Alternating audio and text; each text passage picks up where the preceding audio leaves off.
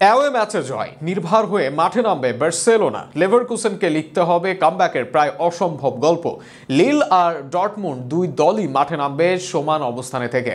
Inter মিলানের আছে 2 গোলের লিড, তবে সবার নজর থাকবে লিভারপুল ও পিএসজির ম্যাচের দিকে। সব মিলিয়ে চ্যাম্পিয়ন্স লিগের পরবর্তী দিনের ম্যাচ নিয়ে বিস্তারিত থাকছে প্রতিবেদনে।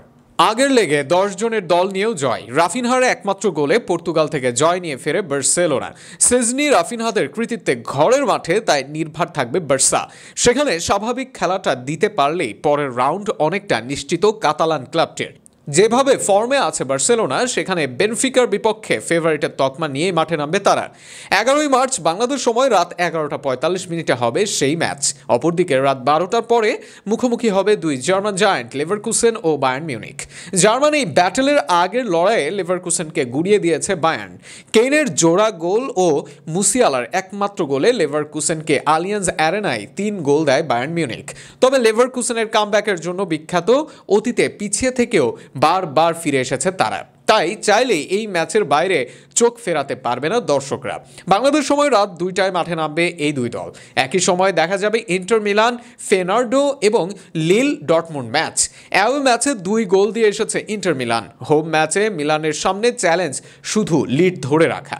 অপরদিকে ইন্টারের চিরপ্রতিদ্বন্দ্বীদের হারিয়ে আসা ফেয়ারনার্ডো এবার আরও একটি অঘটন ঘটাতে চায় ইতালির মিলান শহরে। 12ই মার্চ একদম সমানভাবে শুরু করবে লিল ও ডর্টমুন্ড। আগের লেগে 1-1 গোলে ড্র করেছে দুই দল। একদিকে লিল খেলবে নিজেদের ঘরের মাঠে, তবে তাতেও ডর্টমুন্ডের মতো দলকে পেছনে ফেলার সুযোগ নেই।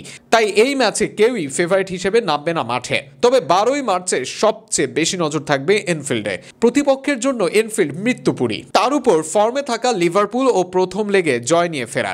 সবকিছুর পরে অলরেডদের নিয়ে সাক্ষ্য দেওয়া যায়, তবে তাও লিভারপুলকে এগিয়ে রাখা যাচ্ছে না, কারণ পিএসজির ফর্ম ও অ্যাটাকিং লাইনের জন্য। এর আগের লেগে পিএসজির বিপক্ষে 1-0 গোলে জয় পেলেও অ্যালিসন বেকার বাঁচিয়ে দেন নিশ্চিত হার। এনফিল্ডেও তাই সতর্ক থাকতে হবে দলকে। বাংলাদেশ সময় রাত 2টায় মাঠে নামবে দুই দল। সব মিলিয়ে দেখা যাক এই 5 দলের মাঝে কারা পায় শেষ 8-এর টিকিট, আর কারা বিদায় নেয় এবারের এই আসর থেকে।